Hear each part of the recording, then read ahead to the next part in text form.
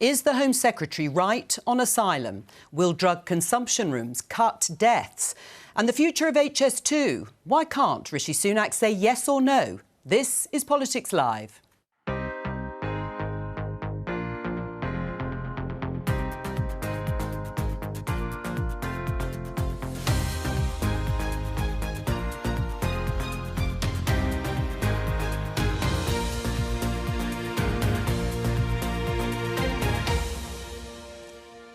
Joining me, Transport Minister Richard Holden, Labour MP Lloyd Russell-Moyle, Reem Ibrahim of the free market think tank, the IEA, and Dr Parth Patel of the centre-left think tank, the IPPR.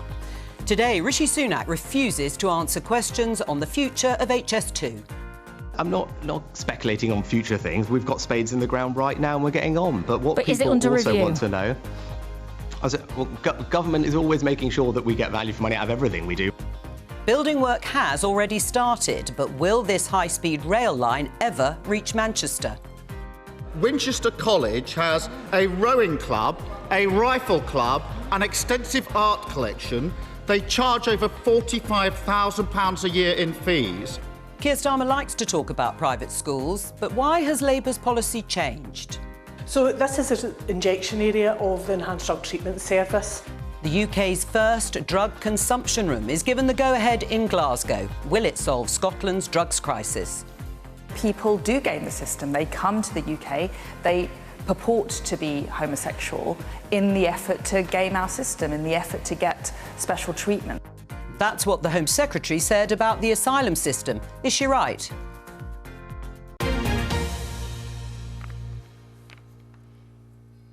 So, the Prime Minister, Rishi Sunak, has been talking to local BBC radio stations across the country all morning. I think he's done about 18 interviews or so. When asked whether HS2 would be going all the way to Manchester, this is what he had to say. Now, like I said, I'm not speculating on future things. We've got spades in the ground right now and we're getting on. But what people also want to know... government is always making sure that we get value for money out of everything we do, but that's just a statement of the obvious, right? But I think what people also should know, because I know there's a lot of focus on this one thing, but actually, what are the journeys that people use most in Greater Manchester or across the north? It's in their cars right now, getting to work, taking their kids to school, making sure that the roads are free of potholes. That's probably priority number one that people raise with me. Well, that's my opening question. Potholes or HS2? What's your number one priority, Richard? Well, as the Roads and Local Transport Minister, yeah. You'd obviously expect me to focus on the bus announcement we've made today, but we're £80 million extra to protect bus services across the country, yeah, but my question, and also the road network. What's your number one priority, potholes or HS2? It seems it's potholes for Rishi Sunak. I think the truth is across the transport systems interact with each other, and right across the board we need to make sure that there's cash going everywhere. As the Prime Minister said, we're already underway with stage 1 of HS2. There are already thousands of people working on that project. I think in the... but we have also seen, particularly due to the war in Ukraine, massive increase in costs of in inflation. People have seen it at the supermarkets, probably about twice that in terms of construction projects, and that goes for roads. Sure. As well, well, I'll come back. I'll come back to look at as well. But Rishi Sunak raised the sort of choice, if you like, or the number one priority for people he speaks to, and that's potholes. Potholes or HS2? What do people care about most? Well, potholes are local council responsibility, and at local council elections, I can tell you that does come up high up. But people are relatively politically astute, I think, and they know that the national government is meant to be investing in big infrastructure projects, meant to be doing these things to boost our economy, to allow Britain to grow, to allow us to rebalance the north-south divide. And the reality is, what's happened is HS2 costs have spiralled because the Tories have bought into a NIMBYs charter. In France, it's about it's a tenth less than the cost of building high-speed rail because they just don't tunnel. They say, I'm sorry, if you want to tunnel under your lovely green hills, it costs more money, you will have to pay locally. What we've done here is nice Tory shires of the Chiltern Hills. We've tunnelled underneath, increasing the cost, and then we're not even going to be able to get to the places where it should have advantaged. HS2 would be the priority? Yes, we have advantaged. We have advantaged the NIMBYs in Conservative Central, and we've not actually benefited any of the northern cities. Well, it's clear, of course, no decisions yet been taken, and with the Conservative Conservatives about to go to Manchester for their annual conference, over which the speculation is focused on HS2. Will it extend to Manchester? Which is the top priority for government, potholes or HS2? Well, potholes, as Lloyd said, are not the responsibility of national government. So when we're thinking about the way that we're spending taxpayer money, we need to be thinking about where that's actually being focused. It is rather ironic that, of course, they were going to Conservative Party conference in Manchester, and yet this is a huge astronomical cost of HS2, which has effectively failed to reach Manchester. What I would like to see is the government to actually restrain the amount, look at fiscal responsibility and actually restrain the amount that they're spending on these kind of huge infrastructure projects. Right, can we not do these big projects, these grandiose projects? Maybe we should just focus on potholes. No, that's not right. People don't differentiate types of government. Local government does potholes and national government does rail. No. The point is these are both transport policies, but for completely different purposes, right? Potholes are important. Driving or cycling over a pothole is a horrible sensation, but HS2 is an opportunity to transform this country's economy. We have one of the most regionally unequal economies in the rich world. We have the lowest growth in the rich world. HS2 is the infrastructure to build tomorrow's economy on. That is a different question to potholes. Right, Richard, why can't the Prime Minister just say yes or no? Have you been in these meetings with the Prime Minister and the Chancellor talking about whether HS2 should go ahead to Manchester? I haven't personally, no. But can I just come back to one other thing on this sort of debate around potholes? Yeah, but why can't he just say yes or no on the question of HS2? It's now being discussed extensively, and it is a big issue, whichever side of this question you stand. Why can't he just answer it? I mean, the answer to that is quite clear. They're currently, obviously, looking into the details of it, given the huge inflationary pressures. I just wanted to come back on one potholes thing.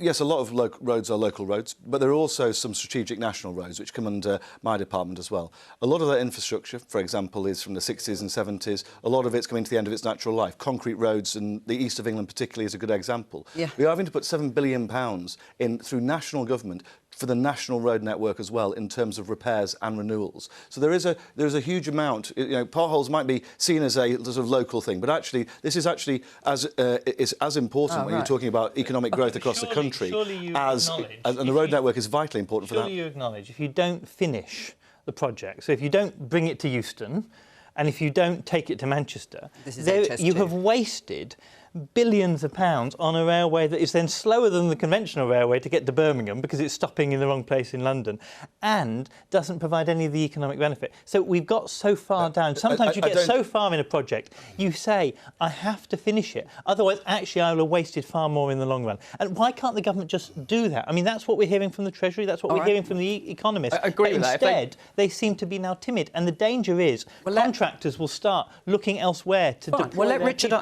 answer. And then we'll move on. Actually, you need to look at the different elements of the HS2 project in their individual benefit cost ratios, and I'm sure that's exactly what the government's going to be doing.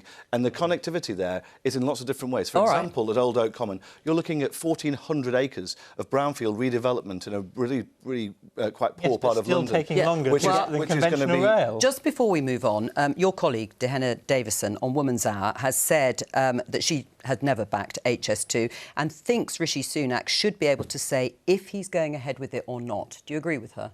Well, I'm sure we will find out in the coming days exactly what's going to occur. Well, as we've said, as has been said, you know, this is all part of looking towards the autumn statement as we're looking towards major decisions. But will we get a decision? In the north. You should have started in the north, like Labour proposed originally. But will we get a decision in the coming days? Then we'll get it at Tory Party conference. As I've said, this is all looking at kicking all the tyres on all the spending commitments ahead of the autumn statement. Which is exactly what the government should be doing. Well, the good news is Politics Live is also going to be at the Conservative Party conference to hear that announcement that Richard Holden implies could be while we're there. There's the crowded timetable, as you can see, but we're on every day, Monday to Thursday, as usual. But we have a special programme for the Chancellor's speech on Monday and an extended programme on Wednesday for Rishi Sunak's conference speech. Maybe he'll talk about HS2 in that speech. Let's talk about Labour.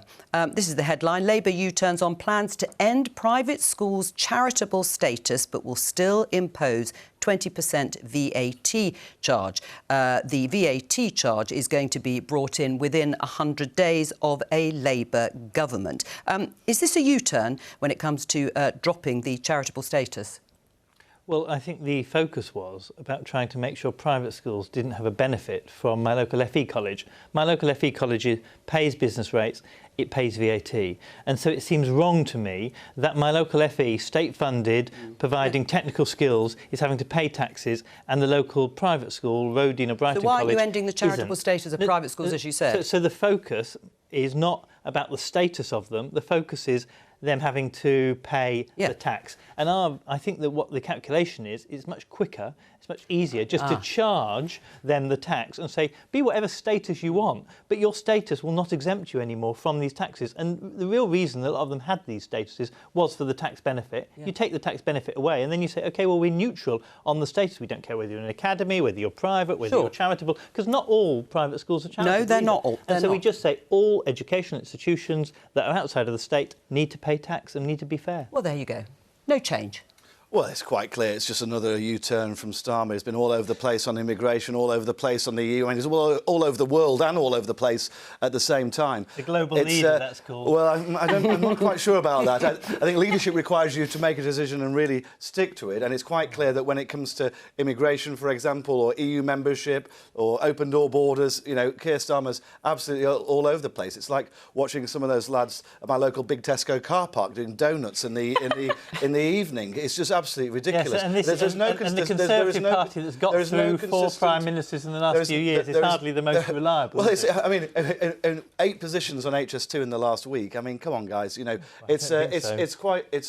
when we look at what's Labour up to at the moment, it's quite clear that none of their policies really stand scrutiny. All right. Well, when it comes to, for example, education, right? The government has been concentrating all of its efforts on getting more kids to good or outstanding schools. That's gone up from around 2/3 in 2010 to over 85%. Now. Well, yes, we've seen the disaster of school buildings, we've seen the failure to invest. I mean, under Labour's plans, when we were last in, every school would have been rebuilt in this country by now. The Conservatives scrapped that, and now we have children in danger. That's the Conservative legacy. Letting down our children, don't talk over each other. It's untrue.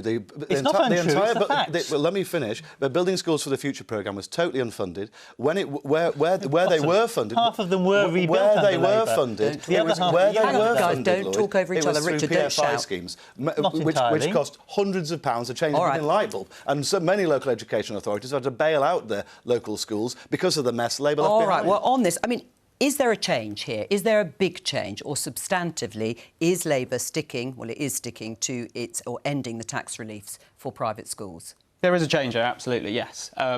Look, I welcome the fact that they've stuck to closing these tax loopholes, but there is a change in deciding whether to go after the charitable status of private schools or not. That is, I think, quite significant. Now, most people would agree that the provision of education can be seen as a charitable act. Absolutely. The problem here is that we're talking about the provision of education to the 7% of the richest kids in the country. Is that a form of charity or not? I think that is a debate worth having. But the thing with this, and as we just saw about this partisan sort of debate between the Labour and Tory MP opposite me, is that the people who are losing here are kids, right? The most interesting thing about Starmer's interview with Nick Robinson was that he said he wants state school children to have exactly the same life chances as kids who go to private school.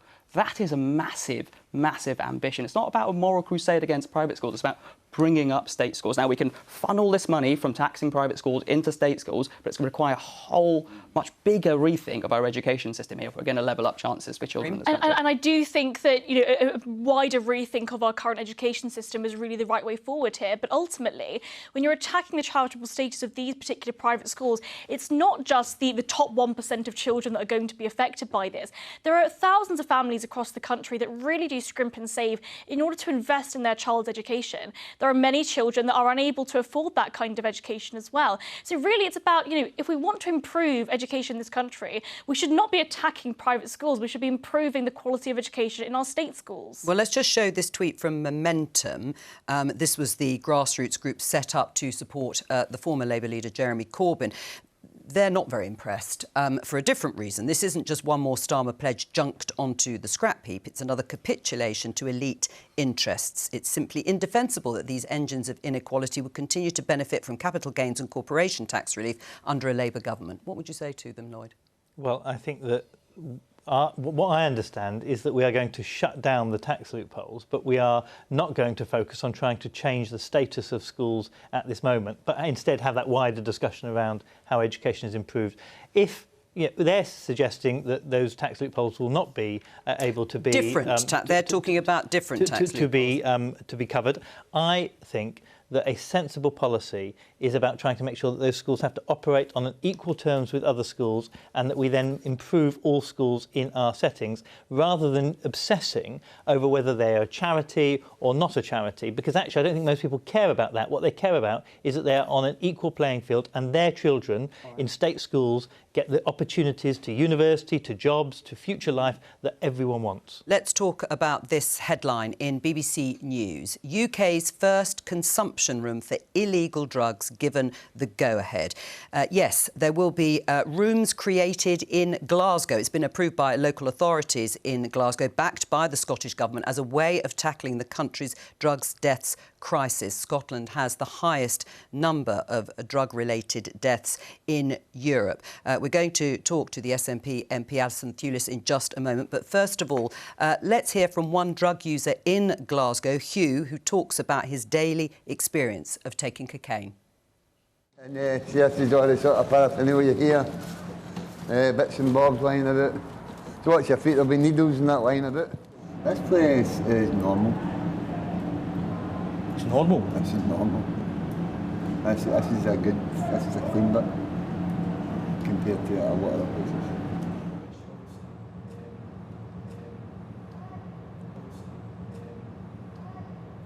I would cut down a terrible amount of deaths.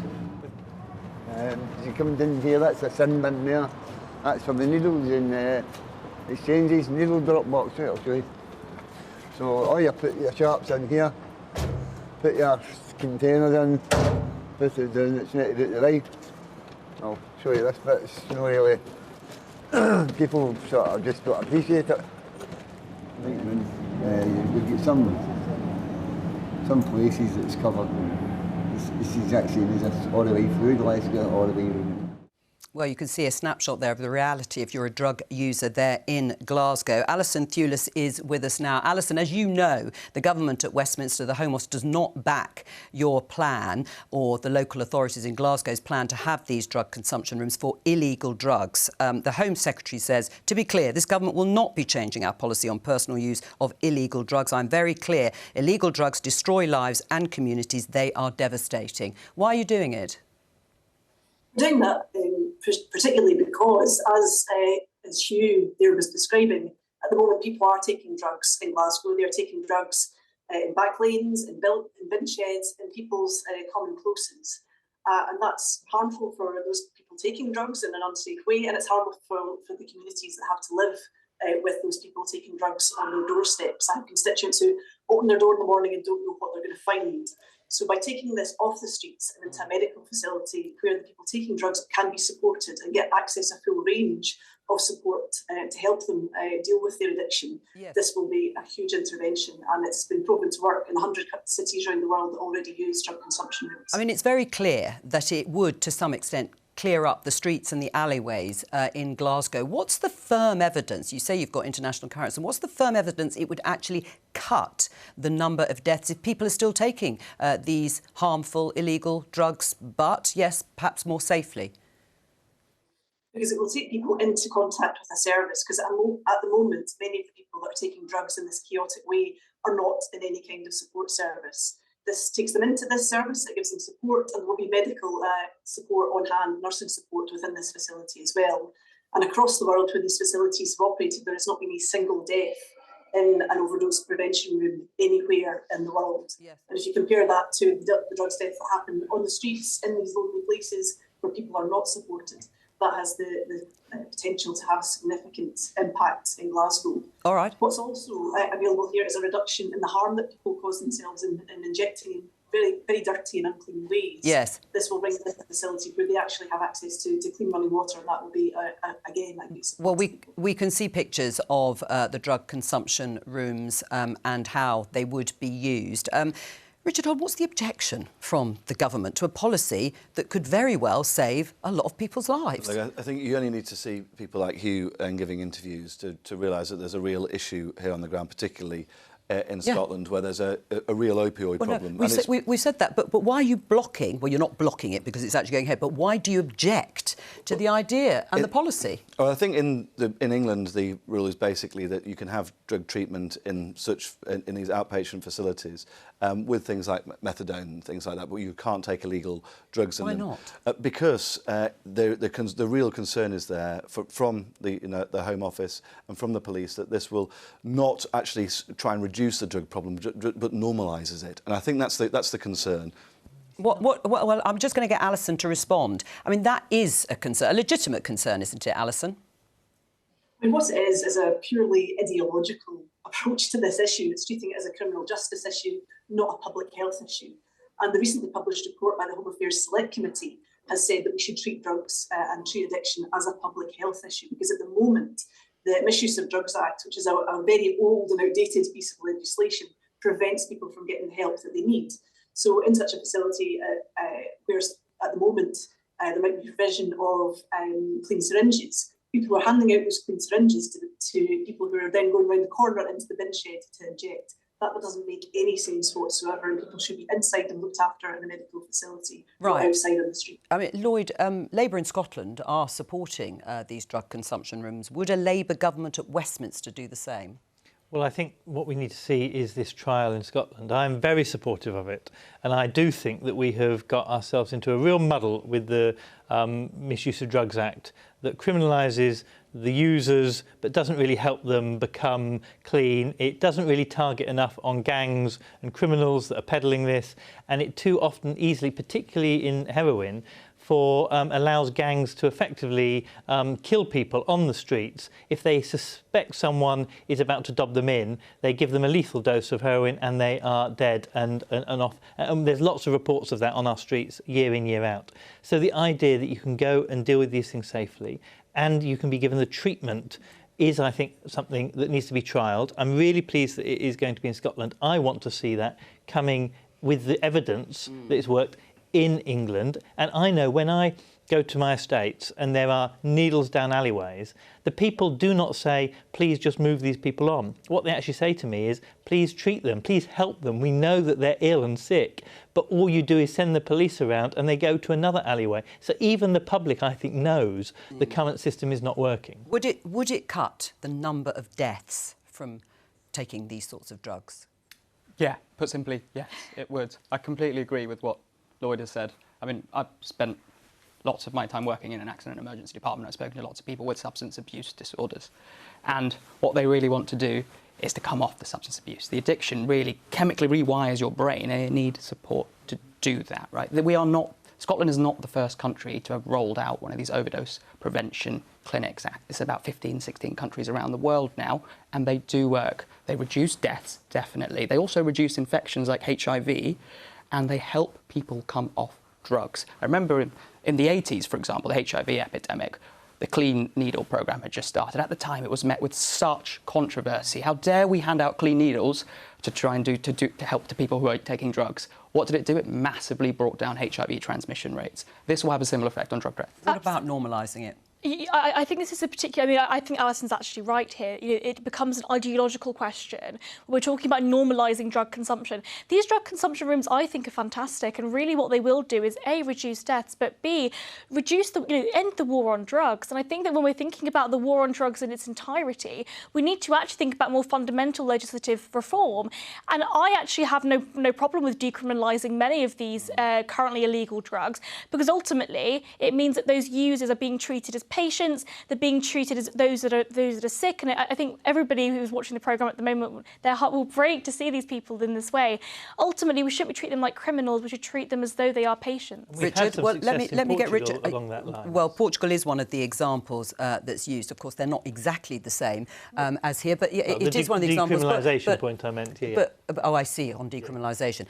Richard, what do you say in response to what you've heard from both Parth and Reem? Look, I've been to some of these drug treatment centres near my own constituency in Durham, and it's quite clear that we've got to do more in this space. One of the biggest issues is actually, I found, was around tackling homelessness, because you ended up with multiple people living in the same place, and therefore, even if somebody is under treatment and is trying to get better, they're then in with people who aren't. And so I think this isn't about one thing, which is going to be a magic bullet. I think it's about a number of things. But I am, as I said, concerned about the normalisation of drug use, which this... That's an ideological point, isn't it? Because ultimately it's this kind of, conservative, innate ideological point where people say they don't want to see the government allowing individuals to choose the way they live their lives, but also to actually receive this kind of treatment. And I really do think we need to I think we just need that. to be a bit careful about allowing people to know... These people have clearly got severe drug addiction problems. This isn't a lifestyle choice. I think we want to be suggesting to people, and I think I think we just need to be very cautious about that. I don't think going to a medical facility where you have, kind of behind, as you saw there, behind screens, etc. I don't think that's suddenly glorifying taking of the drug. I think what it is saying is you have a medical problem. We need to medically support you, just like with other medical addictions, and we're going to do that in a professional way rather than at the moment where actually we push people into the hands of gangs who are violent and dangerous and actually sell stuff that leads into crime, violent crime and dangerous crime for communities. Look, there's a difference. In England, what you can do is you can go to a drug treatment centre and get something like methadone in a drug treatment centre and take it there. This is different. But it's extremely hard to get into those. Let him finish. Wait a second, Lloyd. This is different because what you're saying is you can take illegal drugs into somewhere and take them there. I'm innately uncomfortable with that element. But the goal of this policy is to reduce deaths. It's harm reduction. I understand that, and so is the goal of the UK government's policy at the moment, which is you can have methadone and other substitutes. Well, hang on. Let me go back to Alison. Because Alison, you said it was ideological, the Conservative opposition to it, but you've also said that in order to reduce the number of drug-related deaths and benefit communities, you need the full powers of independence. What would that do to cut the number of drug-related deaths?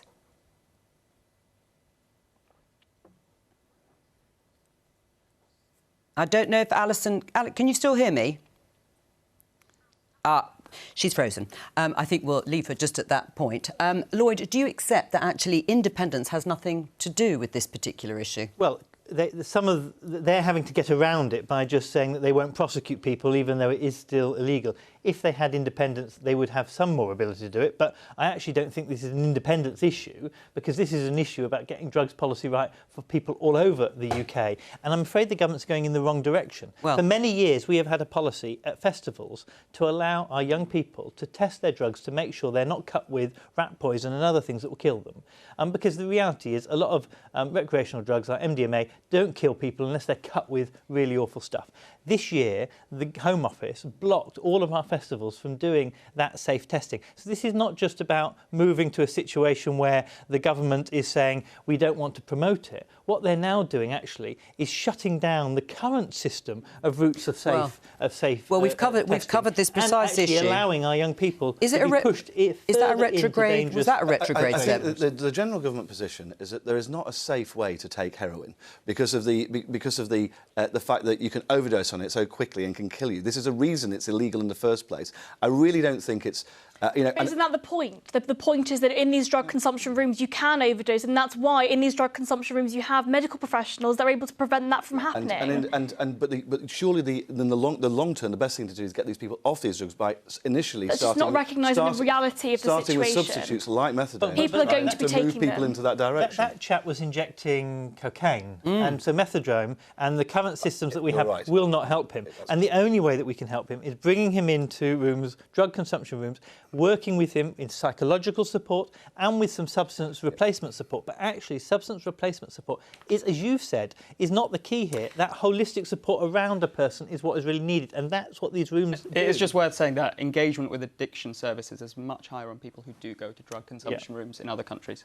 But politically, there just doesn't seem to be the appetite, does there, at a national level? I know Lloyd is saying he would personally be in favour of it, either from the Conservatives or the Labour Party. Because our politicians have difficulty separating substance dependence as a health issue versus it as a criminal issue. Now, this health intervention service is not condoning the illicit trade of drugs. That is a different issue that requires attention. And we need to separate these issues so we don't dehumanise people who live into their 30s and 40s and have miserable lives versus the trade of drugs. Right, let me just try, Alison. I think you can hear me, and we can hopefully hear, we can certainly see you. The constitutional question, because you have said you need the full powers of independence to really tackle this issue, but you don't, do you? There are lots of things you could have done, and now you've got the drug consumption rooms too, and still Scotland has the highest number of drug-related deaths in Europe.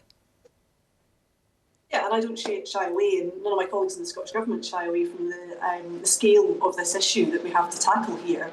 And regarding a range of other things. And again, if you look at the Home Affairs Select Committee report, it commends the Scottish Government on the way in which we've rolled out the naloxone programme in Scotland, which is a life-saving treatment if somebody has an overdose, that can be administered, and that's been carried out by police in Scotland, by the ambulance service in Scotland, and by members of the public. I have a kit myself, should I come across anybody and have been trained in how to use it. They've also credited the medication-assisted treatment standards in Scotland, which again means a same-day service if people want to get into But it's not about having independence, is it? Those things are... It's not, but this initial proposal was brought in 2016 by the Health and Social Care Partnership in Glasgow, and we are now in 2023.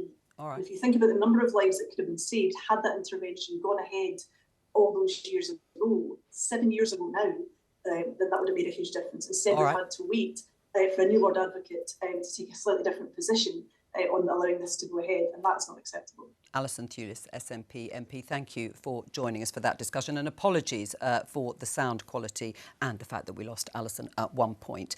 We talked about the Home Secretary, Suella Braverman, in the headlines in relation to asylum. Last night, speaking on ITV's Peston, the Home Secretary claimed refugees, some of them, lied about their sexuality to game the system. Let's take a listen. What we see operationally is that people do game the system. They come to the UK, they purport to be homosexual in the effort to game our system, in the effort to get special treatment. That's not fair, and it's not right. Really homosexual in those cases? I'm afraid we do see many instances where people purport to be gay when they're not actually gay, but in order to get special treatment. Are her comments fair, Richard?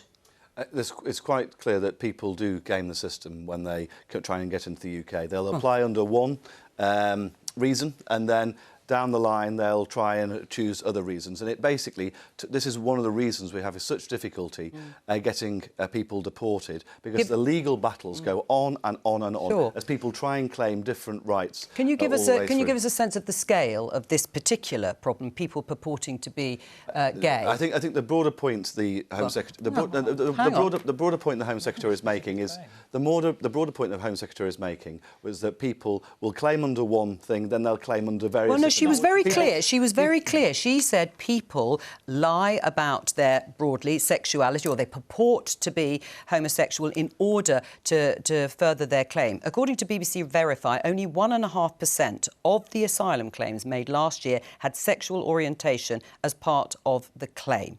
So it's a very small number. How do you know those claimants aren't genuine? Even within that context, you'd still be seeing hundreds of people. I would just also say, we also know of other things. For example, and this is probably a much more common one, when people are claiming to be younger than the age of 18 when they're actually over the age of 18. That's something that happens very regularly, and it's very, very difficult for the state to try and manage and deal with. But we're talking about her most recent comments, and I think she's pointing to the fact that people do try and claim all sorts of different things in order to bypass our normal immigration rules. Let's talk more broadly about the issue. I know it is a very pertinent issue. MPs across the House say that they receive an awful lot of post about it. There is something about fairness, isn't there, Lloyd? There is something about people coming to claim asylum and they are economic migrants. And, you know, who can blame them if they're coming from parts of the world where they are struggling or facing persecution. But fairness does have to be at the heart of the system, otherwise people won't believe in it. Yes, and we still have many countries in this world that put to death people because they are gay. Uganda, a Commonwealth country, has just gone further to criminalise and allow the death sentence to be reintroduced for homosexuality. So I think the idea that the Home Secretary is choosing this example, as Richard puts it, I think she's chosen it very deliberately, is clearly to try and divide and rule. It's particularly nasty and pernicious. Actually, far more people come claiming religious persecution, which is probably just as easy to fraudulently claim, as she would say, than being homosexual. And there have been cases of mass churches fraudulently dealing with that. But she doesn't raise that issue. Instead, she chooses to raise a minority that she thinks she can kick on, because that's what she likes doing. She likes kicking minorities. She likes kicking refugees. She likes kicking gay people. She likes kicking drug users, not allowing them to... She likes kicking people who are down and she thinks she can get away with it. Well, and I'm afraid she's a nasty piece of work, and that is just one example of it. Is she a nasty piece of work that kicks minorities? Well, she clearly is. I don't think that's fair. I think she's drawing attention to what I've said is a broader issue. And as Lloyd says, there are other things in which people try and bypass our normal immigration system and make things up, and then we'll keep claiming and keep claiming. We have very few, which is why we've got to crack down on it. We have very few asylum seekers compared to many of our European colleagues and nations. Some of our European colleagues. And of course, what we have to remember is, at the moment, there are no legal routes to come to Britain. So the only way to come to Britain... There are legal routes. To come to Britain as a refugee. Right, well, there are legal routes, as we know. There is no legal route to come to Britain as a refugee. If you come from Ukraine, you're not a refugee, you're classed in a different category. There is no legal route to come to Britain as a refugee. And the problem with that is that it pushes people into the hands of the very worst people smugglers. Sure. And then, of course... The people coming... they are desperate. The people coming are... By and large, you can see it. By and large, they're refugees. Their claims let Richard from the number of people crossing and the type of people crossing, you can see. And the vast majority of them are refugees. A vast majority are young men coming to the UK, and they're basically coming, as the Home Secretary outlined in the speech in Washington a couple of days ago, because of economic migration reasons. Can young men not be refugees? Can I just say that is simply not true. This is a debate in which people seem to deploy evidence to marshal a particular moral point of view, and therefore it's really difficult to discuss. This claim that we've just seen Suella Braverman make, actually 1.5% of asylum applicants are claiming on grounds of sexuality, of which most are granted. They go through a process, and someone on the other end, a British person, is saying, actually, yes, that is a fair claim. They're coming from countries overwhelmingly where it is illegal to be gay, where they are legitimate in their fear of persecution. I think these are all really fair points. The really concerning thing here is, and I don't know the Home Secretary, but the normalisation of these lies, this politics of fear, that is really troubling for a democracy. We're seeing her attack courts. Well, and we'll come on to the courts. But on Parth's point, are you completely comfortable with everything Suella Braverman has said over the last few days about asylum and about refugees? Her speech in Washington was very clear, and I think is actually... It was clear, but do you support? Are you comfortable? And outlined exactly the issues that we're facing. People, the entire system has changed. But ultimately, it's a failure of the Home Office, right? We've seen the asylum backlog go up from 100,000 to 170,000. But is she right, though, that it is an existential crisis facing countries in terms of, broadly, migration, people moving across the globe? I think it's absolutely a problem where I do believe there are people that would try to gain the system. Ultimately, the solution is that we introduce these safe and legal routes.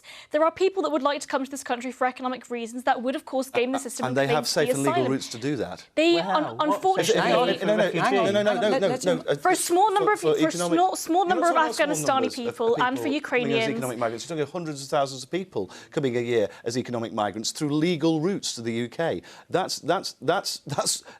These other people are trying to bypass that. But the majority of them are refugees because they are granted refugee status. Lloyd, there are significant numbers coming from Ukraine, from Hong Kong, Afghanistan and Syria. Well, they're not significant numbers from Afghanistan, not but yes, anymore, but varying degree. Where would you open those safe and legal routes? How many would you have? Would you have them in all the countries that migrants come from or people claiming asylum come from? So it could be Eritrea, it could be Iran, it could be Ethiopia, it could be Uganda. Would you have them everywhere? Well, I think, first of all, you set up a safe and legal route application in France, where people are to stop people coming over on the most dangerous route. That's where you start it. And if then there is still problems, then you get asylum from France, though, do they? No, well, if you speak English and if you have family, country. if you look. If Britain, why do we want to take if Britain suddenly became unsafe for me, which, to tell you the truth, sometimes I feel like there's a danger slipping into with this government. I do. If Britain became an unsafe country for me, why do you feel unsafe? Would I go because of some of the nasty policies that we've seen from Suella?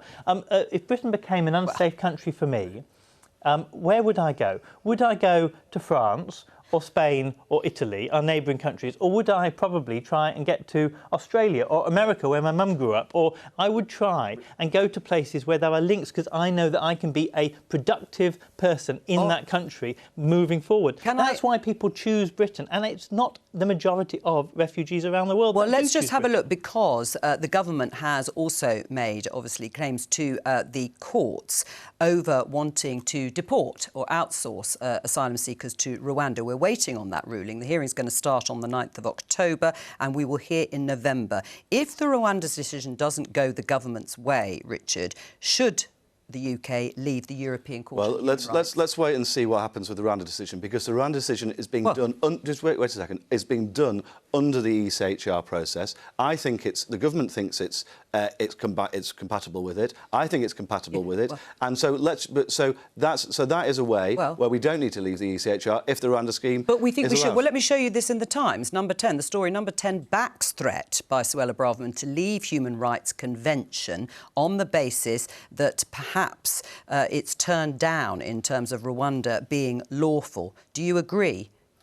Well, I think I'm confident that the government's position, which means that we can do the Rwanda scheme within the ECHR, will be allowed by the legal process. I mean, is this, do you think, a threat and nothing more?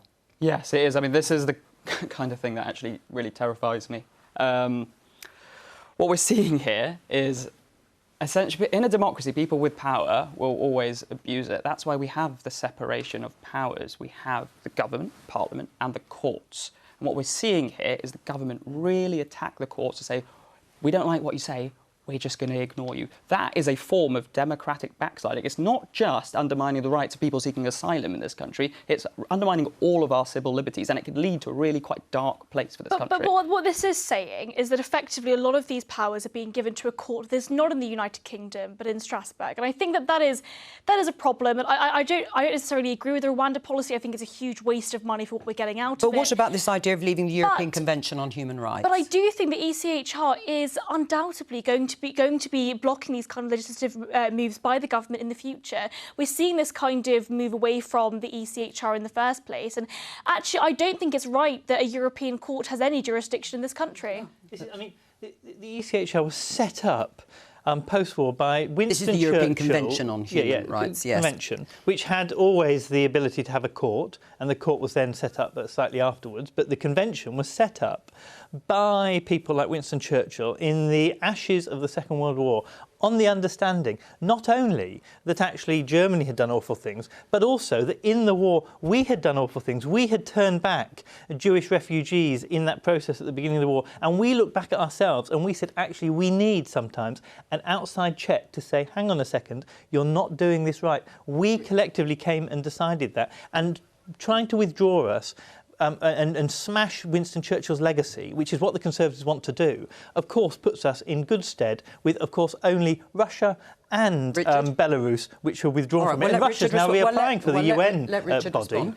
I was on the Council of Europe as a Member of Parliament as well, so I'm fully aware of the history around it. What I would say is that you're looking at treaties here from right at the end of the Second World War. You know, when even my grandparents, who are all now dead, none of them could have voted in elections at that point of time. So you're looking at something from a totally different era. I think there is definitely a case. for proper reform of some of these systems, whether it's a refugee convention or looking at the ECHR, but because it's quite clear that what was the right perhaps for Europe at the end of the Second World War is in a very different place today. All right, that's all we have time for. Thank you to all of my guests. There'll be Politics UK tomorrow and Politics Live at the Conservative Party conference on Monday. Please join me there next week. Bye-bye.